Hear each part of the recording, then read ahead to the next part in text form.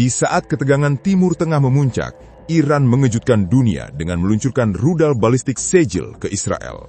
Namun, pada saat yang sama, Indonesia mengambil langkah berbeda.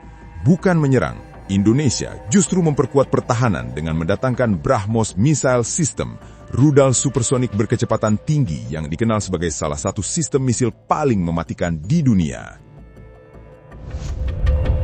Beberapa waktu terakhir, ada kabar yang cukup menarik dari dunia militer Indonesia. Pemerintah Indonesia dikabarkan telah mencapai kesepakatan dengan India untuk membeli sistem rudal supersonik BrahMos Missile System sebagai bagian dari program modernisasi alat utama sistem persenjataan, atau yang sering kita dengar dengan istilah alutsista. Kabar ini bukan sekadar rumor internet. Informasi tersebut dikonfirmasi langsung oleh Kementerian Pertahanan Republik Indonesia kepada kantor berita internasional Reuters pada tanggal 9 Maret 2026. Artinya, ini memang bagian dari langkah serius pemerintah untuk memperkuat kemampuan pertahanan nasional. Kalau kita perhatikan, Indonesia memang sedang gencar melakukan modernisasi militer dalam beberapa tahun terakhir. Tujuannya sederhana, tapi penting. Memastikan negara kepulauan terbesar di dunia ini memiliki kemampuan menjaga wilayahnya sendiri. Apalagi wilayah laut Indonesia sangat luas, bahkan lebih luas dari daratannya. Jadi kalau pertahanan laut kuat, otomatis pertahanan negara juga ikut kuat. Juru bicara Kementerian Pertahanan, Ricardo Sirait, menjelaskan bahwa kerjasama dengan India ini merupakan bagian dari upaya meningkatkan kemampuan militer Indonesia, khususnya di sektor maritim. Jadi fokusnya jelas, bagaimana Indonesia bisa menjaga lautnya dengan lebih efektif. Kalau bicara Laut Indonesia, ini bukan laut kecil yang bisa dijaga dengan satu kapal patroli saja. Indonesia berada di jalur pelayaran yang sangat strategis di dunia. Kapal-kapal internasional setiap hari melewati jalur seperti Selat Malaka, Selat Sunda, Selat Lombok, dan Selat Makassar. Jalur-jalur ini bisa dibilang seperti jalan tol laut dunia. Banyak kapal dagang, tanker minyak, sampai kapal militer melintas di sana. Nah, disinilah pentingnya sistem senjata seperti BrahMos. Rudal ini dikenal sebagai salah satu rudal jelajah tercepat yang saat ini beroperasi di dunia. Kecepatannya bisa mencapai sekitar Mach 2,8 hingga Mach 3. Kalau kita bayangkan secara sederhana, itu hampir 3 kali kecepatan suara. Jadi, kalau suara saja butuh beberapa detik untuk sampai ke telinga kita, rudal ini sudah melesat jauh lebih cepat lagi. Untuk versi ekspor, jangkauan rudal ini sekitar 290 km, sementara varian terbaru bahkan bisa mencapai lebih dari 400 km. Artinya, dari jarak ratusan kilometer pun, sistem ini sudah bisa menjangkau targetnya. Yang menarik lagi, rudal ini tidak hanya cepat, tetapi juga sangat presisi. Sistem navigasinya dirancang agar bisa mengenai target dengan tingkat akurasi tinggi. Selain itu, rudal ini bisa terbang pada ketinggian rendah di atas permukaan laut. Dalam istilah militer, ini sering disebut sebagai sea skimming. Tujuannya agar rudal lebih sulit terdeteksi radar musuh. Kalau diibaratkan secara sederhana, bayangkan ada sesuatu yang terbang sangat cepat, sangat rendah, dan langsung menuju target dengan akurasi tinggi. Itulah salah satu alasan mengapa banyak negara mulai tertarik dengan sistem ini. Yang membuat BrahMos semakin menarik adalah fleksibilitas peluncurannya. Sistem ini tidak hanya bisa diluncurkan dari satu platform saja. Rudal ini bisa ditembakkan dari peluncur darat, kapal perang, kapal selam, bahkan pesawat tempur. Jadi sistemnya benar-benar multi-platform. Di India sendiri, rudal ini sudah digunakan oleh 3 matra sekaligus, yaitu Angkatan Darat, Angkatan Laut, dan Angkatan Udara. Ini menunjukkan bahwa sistem tersebut sudah teruji dalam berbagai skenario operasi militer.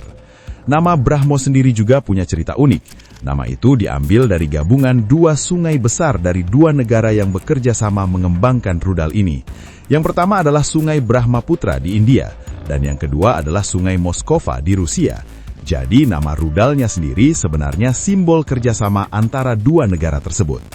Sistem ini dikembangkan oleh perusahaan BrahMos Aerospace, hasil kolaborasi antara Lembaga Penelitian Pertahanan India, Defense Research and Development Organization, dengan perusahaan Rusia NPO Mashinostroyenia. Sekarang kita bicara soal nilai kesepakatannya. Walaupun pemerintah Indonesia belum mengumumkan angka resmi kontraknya, laporan dari Reuters memperkirakan nilainya berada di kisaran 200 juta hingga 350 juta dolar Amerika Serikat.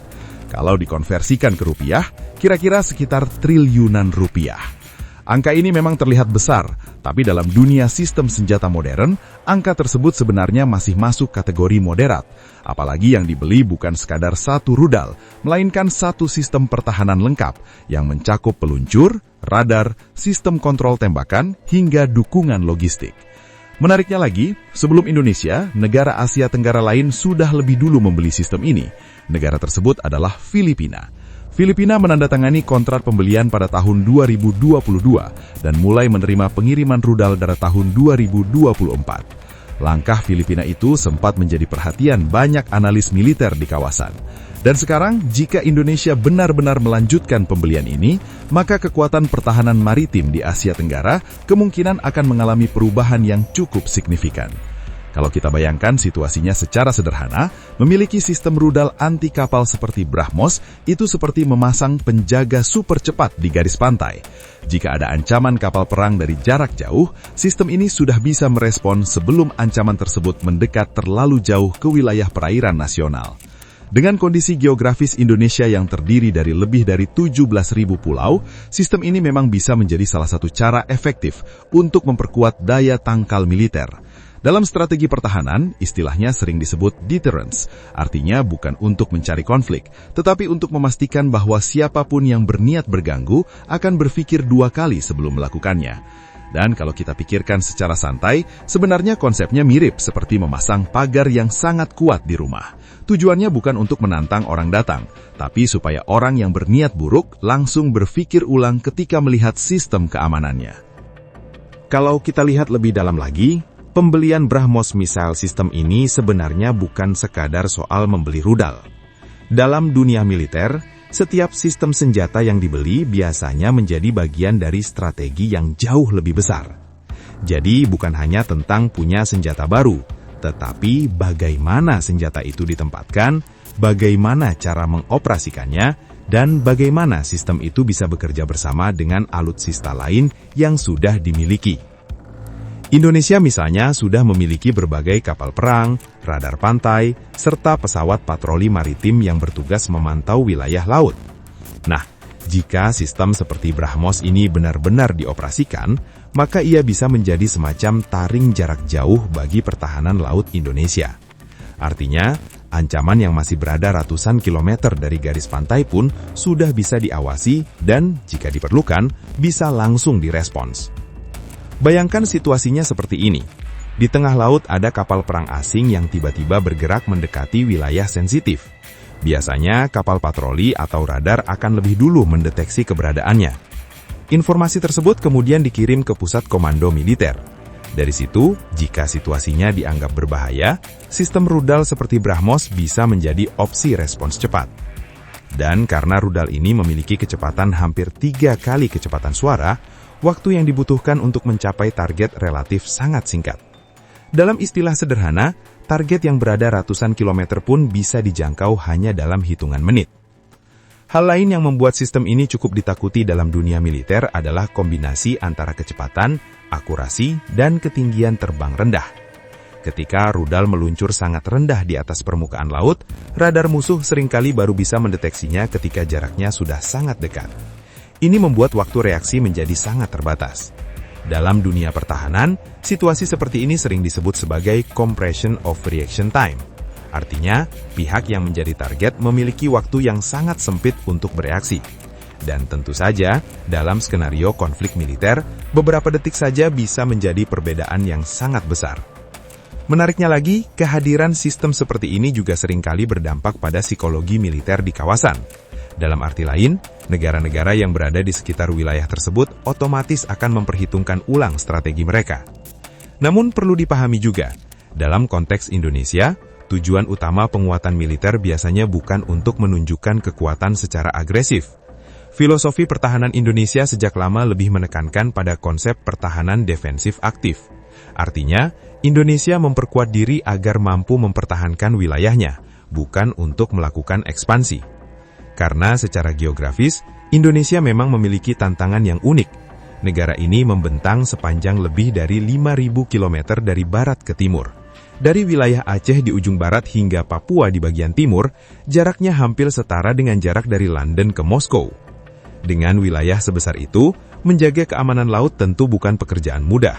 Itulah sebabnya banyak analis militer menilai bahwa sistem rudal anti kapal berbasis darat bisa menjadi salah satu solusi yang relatif efisien. Kenapa dari darat? Karena jika rudal ditempatkan di wilayah pantai strategis, satu baterai rudal saja bisa mengawasi area laut yang sangat luas. Jadi, tanpa harus selalu mengirim kapal perang ke laut lepas, Indonesia tetap memiliki kemampuan untuk mengontrol wilayah tersebut. Secara sederhana, ini seperti memiliki mata dan tangan panjang di garis pantai. Mata untuk memantau situasi laut, dan tangan untuk merespons jika diperlukan. Selain itu, kerjasama dengan India dalam pengadaan sistem ini juga mencerminkan hubungan pertahanan yang semakin berkembang antara kedua negara. India sendiri dalam beberapa tahun terakhir memang aktif menawarkan teknologi militernya ke berbagai negara. Perusahaan Brahmos Aerospace bahkan secara terbuka menyatakan bahwa mereka ingin memperluas pasar ekspor rudal Brahmos ke berbagai kawasan, termasuk Asia Tenggara. Dan bagi Indonesia, kerjasama seperti ini juga membuka peluang lain di masa depan, misalnya dalam bentuk transfer teknologi, pelatihan operator, hingga kerjasama industri pertahanan nasional. Karena dalam dunia alutsista modern, membeli sistem senjata bukan hanya soal transaksi jual-beli. Biasanya ada paket kerjasama yang jauh lebih luas, mulai dari pelatihan personil, pemeliharaan sistem, hingga kemungkinan produksi komponen tertentu di dalam negeri. Kalau itu benar-benar terjadi, maka bukan hanya kekuatan militer yang meningkat, tetapi juga kemampuan industri pertahanan nasional. Dan kalau dipikir-pikir, perkembangan seperti ini sebenarnya cukup menarik. Dulu, Indonesia sering dikenal hanya sebagai pengguna teknologi militer dari luar. Tapi sekarang, arahnya mulai berubah. Indonesia mulai aktif membangun kerjasama strategis dengan berbagai negara untuk memperkuat kemampuan pertahanannya sendiri. Dalam konteks Asia Tenggara, langkah-langkah seperti ini sering dilihat sebagai bagian dari dinamika keamanan regional. Negara-negara di kawasan terus berupaya menjaga keseimbangan kekuatan agar stabilitas tetap terjaga. Karena pada akhirnya, tujuan utama dari semua sistem pertahanan ini sebenarnya cukup sederhana. Memastikan wilayah negara tetap aman, jalur perdagangan tetap terbuka, dan masyarakat bisa menjalani kehidupan sehari-hari dengan tenang. Thanks banget buat yang udah nonton sampai habis. Kalau suka, ya di-like aja. Kalau merasa cocok, langsung subscribe. Dan kalau jempol udah gatal pengen ngetik, antem aja tuh kolom komentar. Mau debat? Boleh. Mau bercanda? Gas. Yang penting sopan.